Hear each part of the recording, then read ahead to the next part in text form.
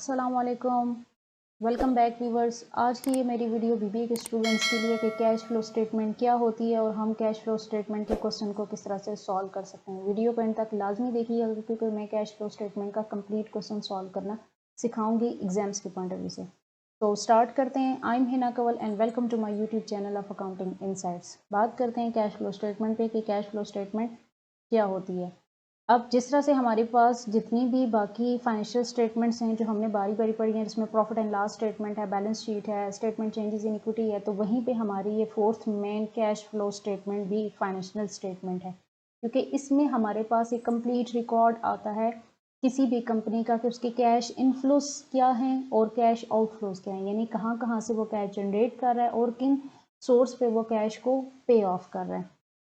दूसरी चीज़, हमें cash flow statement से कंपनी की लिक्विडिटी के बारे में पता चलता है कि कंपनी का कैश इन हैंड का बैलेंस कितना है, आया कंपनी की कैश की पोजीशन इतनी है कि वो अपनी लॉन्ग टर्म या शॉर्ट टर्म लाइबिलिटीज़ को मीट कर सके। उसके बाद ability to generate and manage cash, वो नया कैश कहाँ कहाँ से जनरेट कर सकती है और कैश को मैनेज कैसे करना है, ये सारी चीज़ें हमें कैश फ्लो स्टेटमेंट से क्लियर होती हैं। कैश फ्लो स्टेटमेंट के तीन मेजर सेक्शंस हैं, जिसमें से हम कैश का इनफ्लो और आउटफ्लो देख रहे होते हैं। फर्स्ट सेक्शन होता है ऑपरेटिंग एक्टिविटीज़ का, सेकंड होता है इन्वेस्टिंग एक्टिविटीज़ का, थर्ड होता है फाइनेंसिंग एक्टिविटीज़ का। वन बाय वन उनको देख लेते हैं। ऑपरेटिंग एक्टिविटीज़ में हम देखते हैं कि कैश इनफ्लो और कैश आउटफ्लो ये किन किन सोर्स से आ रहा है। तो ऑपरेटिंग एक्टिविटीज़ में नॉर्मली देखें, कंपनी के जो मेन प्राइमरी ऑपरेशंस होते हैं वो ऑपरेटिंग एक्टिविटीज़ का कैश उनको डील कर रहा होता है। जैसे अगर हम बात करें ऑपरेटिंग एक्टिविटीज़ में कैश इनफ्लो कहाँ से आएगा, जो हम कस्टमर से अपने डेटर से पैसे वसूल करेंगे या हम कैश सेल्स करेंगे तो वो हमारी ऑपरेटिंग एक्टिविटी से कैश इनफ्लो होगा। और सेम चीज़ जब हम कैश पे करते हैं एक्सपेंसेस के अगेंस्ट, जैसे सैलरी पे की या सप्लायर को पेमेंट की, टैक्सेस के एक्सपेंसेस की, और भी जितने भी बिजनेस के एक्सपेंसेस होते हैं, तो ये हमारा कैश का आउटफ्लो होगा। यानी ऑपरेटिंग एक्टिविटीज़ में कैश इनफ्लो सेल से, और जो उसके अगेंस्ट हम एक्सपेंस पे करते हैं वो कैश का आउटफ्लो होता है। इन्वेस्टिंग एक्टिविटीज़ की बात करें तो ये सेक्शन टोटली डील कर रहा होता है कि हम जो लॉन्ग टर्म एसेट्स हैं, लॉन्ग टर्म इन्वेस्टमेंट है, वो परचेज करते हैं, सेल करते हैं, तो उससे जो हमारा कैश का इनफ्लो बनता है या आउटफ्लो बनता है वो इन्वेस्टिंग एक्टिविटीज़ में रिकॉर्ड किया जाता है। जैसे हम देखें तो कैश फ्लो कहाँ से आएगा, मतलब अगर हम कोई चीज़ सेल करेंगे, अपनी इन्वेस्टमेंट सेल करते हैं, कोई लॉन्ग टर्म एसेट सेल करते हैं तो कैश का इनफ्लो होगा। और अगर हम बाय करते हैं, ठीक है, प्लांट एंड इक्विपमेंट्स खरीदते हैं या इन्वेस्टमेंट खरीदते हैं, स्टॉक या बॉन्ड्स परचेज करते हैं, तो ये हमारा कैश का आउटफ्लो होगा। थर्ड सेक्शन होता है फाइनेंसिंग एक्टिविटीज़ का। जब बिज़नेस को फाइनेंस की ज़रूरत पड़ती है तो बिज़नेस फाइनेंसिंग की तरफ आता है। फाइनेंसिंग के ऑप्शन होते हैं कि नया स्टॉक इशू किया जाए, इक्विटी स्टॉक का ऑप्शन होता है, इसके अलावा डेट्स का ऑप्शन होता है, कर्जा ले लिया जाए, बॉन्ड्स इशू किए जाएँ। तो ये सारे जो कैश डील करेगा फाइनेंसिंग एक्टिविटीज़ में, उसमें ये चीज़ें आ जाती हैं। अब इनफ्लो और आउटफ्लो की वे में अगर देखें तो हम ये बात करेंगे, जैसे अगर हम कोई नया डेट इशू करते हैं, किसी को लोन देते हैं, ठीक है, तो ये या किसी लोन की रीपेमेंट करते हैं तो ये कैश का आउटफ्लो होगा। लेकिन जब हम लोन लेंगे या कंपनी जो है वो शेयर्स ऑफर करती है इन्वेस्टर्स को, शेयर होल्डर्स को सब्सक्रिप्शन के लिए, बॉन्ड इशू करती है, तो उसके बदले में कंपनी के पास कैश आता है तो वो कैश का इनफ्लो होगा।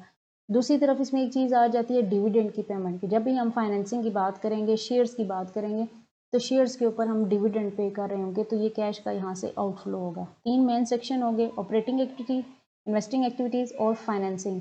यहाँ से कैश टोटल मेन ऑपरेशन से डील कर रहा है। यहाँ पे हम देख रहे हैं इन्वेस्टमेंट्स और लॉन्ग टर्म एसेट्स की खरीदो फरोख्त के अकॉर्डिंग कैश, और फाइनेंसिंग में हम देख रहे हैं कंपनी को फाइनेंस की ज़रूरत पड़ेगी तो डेट इक्विटी फाइनेंसिंग या शेयर्स इशू करेगा या जो है वो रीपेमेंट करेगा डेट्स की, तो उसके अकॉर्डिंग कैश इनफ्लो और आउटफ्लो होगा।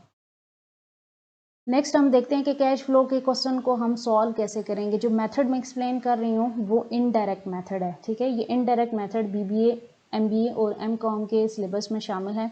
इसका क्वेश्चन इसी तरह से आता है कि कैश फ्लो स्टेटमेंट को बनाएं इनडायरेक्ट मेथड से। और ये जो क्वेश्चन जो मैं आपको एक्सप्लेन कर रही हूँ ये मीक्स एंड मीक्स की बुक है, अकाउंटिंग फॉर डिसीजन मेकिंग, वहाँ से लिया गया। मैं सबसे पहले बारी बारी आपको तीन जो सेक्शंस बताए हैं वो तीनों सेक्शंस सेपरेट बनाना सिखाऊंगी, ठीक है। इनको हम सेपरेट देखेंगे। अब सबसे पहले हम देखते हैं कि हमने जो कैश फ्लो का जो मेन सेक्शन है ऑपरेटिंग सेक्शन, ठीक है। यहाँ आई थिंक ये बाय मिस्टेक लिखा हुआ इन्वेस्टिंग सेक्शन, लेकिन ये ऑपरेटिंग सेक्शन ही है कि calculation of cash flow from operating section हम इसको कैसे कर सकते हैं सॉल्व। अब इसमें देखें, अब यहाँ पे हमारे पास एक कंपनी का डाटा दिया हुआ है जिसमें कंपनी की नेट इनकम है 2 लाख। अब यानी प्रॉफिट एंड लॉस या इनकम स्टेटमेंट पहले से बन चुकी है, वो उसको तो उसी एंगल से बनाएंगे जो भी उसका पैटर्न होता है। हमने अपनी सेल्स में से, रेवेन्यू में से सारे जितने भी एक्सपेंसेस होते हैं वो डायरेक्ट इनडायरेक्ट सब माइनस करके हमने नेट इनकम कैलकुलेट की है, वो 2 लाख है। यानी जो हमारे पास कैश नेट इनकम से आ रहा है वो 2 लाख है। उसके बाद डेप्रिसिएशन एक्सपेंस है, इंक्रीज इन जो इससे रिलेटेड एडजस्टमेंट्स होती हैं। कुछ आइटम्स होते हैं जो बेसिकली नॉन कैश आइटम होते हैं, या कुछ ऐसे आइटम्स होते हैं जो कि नेट इनकम में तो रिपोर्ट होते हैं लेकिन कैश फ्लो के साथ उनका लिंक नहीं होता, तो इस वजह से कुछ एडजस्टमेंट्स की जाती हैं, एडजस्टमेंट पास की जाती हैं एक्चुअल कैश फ्लो का बैलेंस देखने के लिए कि ऑपरेटिंग सेक्शन से क्या आया है। तो depreciation expense basically non cash item है। फिर उसके बाद अकाउंट्स रिसीवेबल में इंक्रीज आया 10,000, इट मीन्स क्रेडिट सेल्स बढ़ी हैं। अब इसमें भी बेसिकली डायरेक्टली कैश इन्वॉल्व नहीं है, ये क्रेडिट सेल्स हैं। उसके बाद मर्चेंडाइज इन्वेंट्री में डिक्रीज आया, इट मीन्स हमने कोई इन्वेंट्री सेल की है तो बिजनेस में कैश इनफ्लो हुआ। उसके बाद प्रीपेड एक्सपेंसेस इंक्रीज हुए, यानी हमने आने वाले टाइम पीरियड के लिए पहले से एक्सपेंस पे किए हैं और ये कैश का आउटफ्लो हो गया। उसके बाद अकाउंट्स पेबल में डिक्रीज आया, इट मीन्स कि कैश की पेमेंट हुई है, हमने क्रेडिटर्स को पेमेंट की है। वेजेस पेबल में इंक्रीज आई, यानी आउटस्टैंडिंग वेजेस हैं फिर इंक्रीज हो गई हैं।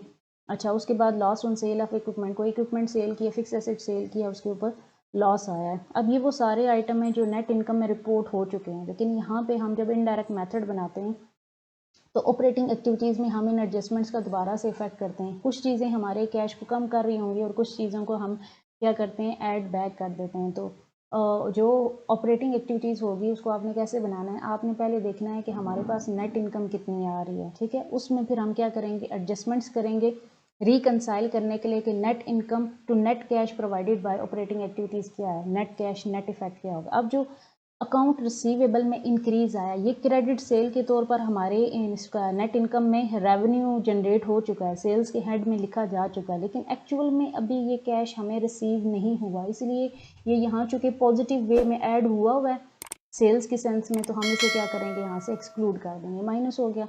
मर्चेंडाइज इन्वेंट्री में डिक्रीज आया, इट मीन्स हमने इन्वेंट्री सेल की है तो बिजनेस में कैश आया, इसलिए ये ऐड होगा। प्रीपेड एक्सपेंसेस में जो इंक्रीज आया वो एक्सपेंसेस के साथ तो माइनस हो चुका है, लेकिन ये एक्सपेंस बेसिकली नेक्स्ट ईयर से रिलेटेड है, ठीक है, और साथ में पेमेंट हुई है तो इस वजह से कैश में डिक्रीज आएगा, तो ये भी यहाँ से माइनस हो गया। अकाउंट्स पेबल को जो पेमेंट की है ये भी कैश का आउटफ्लो है तो ये माइनस हो गया। वेजेस पेबल यानी आउटस्टैंडिंग एक्सपेंसेस बढ़े हैं, लेकिन अभी चूंकि कैश के फॉर्म में पे ऑफ नहीं किया तो यहाँ एक्सपेंस के तौर पर तो माइनस हुए होंगे, इसलिए हम ऐड बैक करेंगे। डेप्रिसिएशन एक नॉन कैश आइटम है, एक्चुअल में हमारा 50,000 का कैश की फॉर्म में एक्सपेंस तो नहीं हुआ, इसलिए जो कि नेट इनकम में एज एक्सपेंस माइनस हुआ है तो हम 50,000 ऐड बैक करेंगे डेप्रिसिएशन एक्सपेंस। फिर loss on sale of equipment है, अब इक्विपमेंट हमने परचेज किया है या इक्विपमेंट हमने सेल की, जब परचेज किया तो कैश तो इन्वॉल्व था, ठीक है, जब हम सेल कर रहे हैं तो उसे सेल करने पे लॉस जो आ रहा है ना वो बेसिकली आपके पास in the form of cash तो नहीं जा रहा होता ना, बस सिर्फ हम ये देखते हैं कि उसकी वैल्यू कितनी थी और हमने उसको उसकी वैल्यू से कम पे सेल कर दिया, तो ये लॉस, ये बेसिकली नॉन कैश आइटम बन जाता है, इसलिए ये भी add back to net income हो जाएगा। तो अब जो तो ब्रैकेट्स में वैल्यूज़ हैं वो माइनस हुई और जो सिंपल वैल्यूज़ हैं पॉजिटिव वो नेट इनकम में ऐड हुई, तो यूँ हमें पता चल गया जो हमारा actual positive cash flow operating activity से था वो 2,36,000 है। नेक्स्ट देख लेते हैं सेकंड सेक्शन। अब हमारे पास आ गया कि हम इन्वेस्टिंग एक्टिविटी से कैश फ्लो कैसे देखेंगे। इन्वेस्टिंग एक्टिविटीज़ मैंने पहले भी बताया आपको, जो लॉन्ग टर्म एसेट्स हैं या इन्वेस्टमेंट है उसकी बाइंग एंड सेलिंग से डील करेगा। अब यहाँ बता रहे हैं कि इक्विपमेंट है जो कि उसकी ओपनिंग वैल्यू 1 लाख थी, नया इक्विपमेंट खरीदा है 30,000 का, एक इक्विपमेंट 10,000 का सेल हुआ है और जो इक्विपमेंट की क्लोजिंग वैल्यू 1,20,000 है। अब जो बता रहे हैं कि जो इक्विपमेंट सेल किया हमने 10,000, उसकी ओरिजिनल कॉस्ट 10,000 थी और उसकी एक्यूमुलेटेड डेप्रिसिएशन 4,000, तो इट मीन्स उसकी बुक वैल्यू 6,000 है। अब एज्यूम ये किया जा रहा है कि इक्विपमेंट सेल हुआ है 5,000 में, जबकि 6,000 उसकी बुक वैल्यू थी, तो ये जो 1,000 सेल ऑफ इक्विपमेंट था ये हुआ। अब ये 1,000 जो लॉस हुआ है ये लॉस हम ऑलरेडी ऑपरेटिंग एक्टिविटीज़ में लिख चुके हैं, इसलिए इसे हम दोबारा नहीं लिखेंगे। तो इन्वेस्टिंग सेक्शन में ओपनिंग क्लोजिंग बैलेंस को नहीं देखते, जो ड्यूरिंग द ईयर ट्रांजैक्शंस हुई हैं हमसे वो रिकॉर्ड करेंगे। वो क्या, एक सेल ऑफ इक्विपमेंट से कैश इनफ्लो हुआ 5,000 और दूसरा हमने एक इक्विपमेंट नया ड्यूरिंग द ईयर परचेज किया है तो वो है 30,000। इट मीन्स कि इन्वेस्टिंग एक्टिविटी से हमारा कैश जो है वो नेगेटिव बैलेंस निकला है 25,000। हमारा आउटफ्लो ज़्यादा है और इनफ्लो कम है, तो 25,000 ये।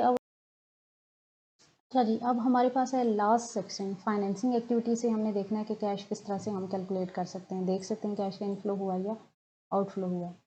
अच्छा, अब इसमें देखें हमारे पास है जी, फॉर एग्जांपल अ कंपनी है, ठीक है, वो इशू कर रही है स्टॉक 50,000 का, बट रीपेड डेट्स 20,000। अब स्टॉक जो इशू हुआ वो 50,000 कैश इनफ्लो है, ठीक है, और जो डेट्स की रीपेमेंट हो रही है वो 20,000 वो कैश का आउटफ्लो है। तो हमने क्या करना है, इनफ्लो में से आउटफ्लो माइनस किया, नेट हमारे पास नेट कैश जो फाइनेंसिंग एक्टिविटी से आया वो 30,000। यहाँ तक मैंने 3 सेगमेंट्स आपको अलग अलग बनाना सिखाए हैं कि आप ऑपरेटिंग एक्टिविटी से किस तरह से कर सकते हैं, इन्वेस्टिंग से कैसे कर सकते हैं, फाइनेंसिंग से। अब इन तीनों को मिला के हम ओवरऑल नेट बैलेंस कैश का देखते हैं कि बिगिनिंग ऑफ द ईयर कितना था, ठीक है, और यहाँ से फाइनेंसिंग एक्टिविटी से, ऑपरेटिंग एक्टिविटी से और इन्वेस्टिंग एक्टिविटी से कैश का नेट इनफ्लो या आउटफ्लो, पॉजिटिव बैलेंस या नेगेटिव बैलेंस जो भी हैवियर होता है उसको हम कंपेयर करते हैं बिगिनिंग ईयर के बैलेंस के साथ, तो फिर हम एंड बताते हैं कि किस तरह से। तो अभी इन्हीं तीनों को मैं कंप्लीट इसके कैश फ्लो स्टेटमेंट के क्वेश्चन में कन्वर्ट करके जो है वो आपको दिखाती हूँ कि आपने इसको फिर question wise paper point of. अच्छा जी, अब देखें जो हम देख लेते हैं हमारे पास बिगनिंग बैलेंस क्या दिया हुआ है। आपको एंडिंग कैश बैलेंस गिवन होता है क्वेश्चन में, जो कि बैलेंस शीट में हमने रिपोर्ट करना होता है, तो हमने वेरिफिकेशन करनी होती है कि आया कैश फ्लो स्टेटमेंट के मुताबिक वो बैलेंस उतना ही निकला है या नहीं। अब देखें, जब हमने ऑपरेटिंग और इन्वेस्टिंग और फाइनेंसिंग एक्टिविटीज़ कंप्लीट कर ली, ठीक है, कैश फ्लो स्टेटमेंट की तो एक फाइनल स्टेप रहता है। वो फाइनल स्टेप क्या रहता है कि we must report the beginning and ending balance of cash and cash equivalents. हमने रिपोर्ट करना है कि बिगिनिंग कैश कितना था और एंडिंग कैश कितना है, और ये प्रूव करना है कि जो नेट चेंज कैश में आया है वो ऑपरेटिंग से कितना है, इन्वेस्टिंग से कितना है और फाइनेंसिंग एक्टिविटी से कितना है। ये ज्यूम किया जा रहा है कि जो cash balance beginning of the year है वो 1 लाख है, ठीक है, और at the end of the year है 341,000। तो हमारा 341,000 और 1 लाख इसके कंपैरिजन से नेट इंक्रीज इन कैश जो है वो 2,41,000 आना चाहिए। अब हम इसको कैसे वेरीफाई करेंगे। आप देखें, जो कैश फ्लो इन्वेस्टिंग सेक्शन है आपको मैंने सिखाया अभी स्लाइड्स के थ्रू, ये देखें यहाँ पे ये वही बैलेंस कैरी किया है। हमारे पास जो है वो ये cash flow from investing activity से सारा सॉल्व करके ये पॉजिटिव 2,36,000 आया था, ठीक है। जब हमने इन्वेस्टिंग एक्टिविटीज़ में देखा तो हमारे पास कैश नेगेटिव 25,000 जनरेट हुआ, और जो cash flow from financing activities है वो पॉजिटिव 30,000। तो पॉजिटिव 2,36,000 पॉजिटिव 30,000 ये दोनों कैश के इनफ्लो प्लस करके जो आउटफ्लो था वो माइनस कर दिया। तो इट मीन्स कि हमारा जो नेट इंक्रीज कैश में आया ना वो पॉजिटिव है 2,41,000। अब इसमें हम क्या करेंगे, कैश एंड कैश इक्विवेलेंट जो beginning of the year cash का बैलेंस है वो ऐड किया, तो 3,41,000 हमारे पास इसका एंडिंग बैलेंस आ गया, जो कि क्वेश्चन के स्टार्ट में वो आपको बता रहे हैं कि ये बैलेंस शीट में रिपोर्ट हुआ है, तो आपका भी इतना होना चाहिए। तो दैट्स ऑल, इस तरह से आपने कैश फ्लो स्टेटमेंट बनानी है। एनी क्वेरी आप मुझसे कमेंट में पूछ सकते हैं, ठीक है। वीडियो को लाइक ज़रूर कीजिएगा और अगर चैनल पे नए हैं तो सब्सक्राइब लाजमी कीजिएगा। अल्लाह हाफ़िज़।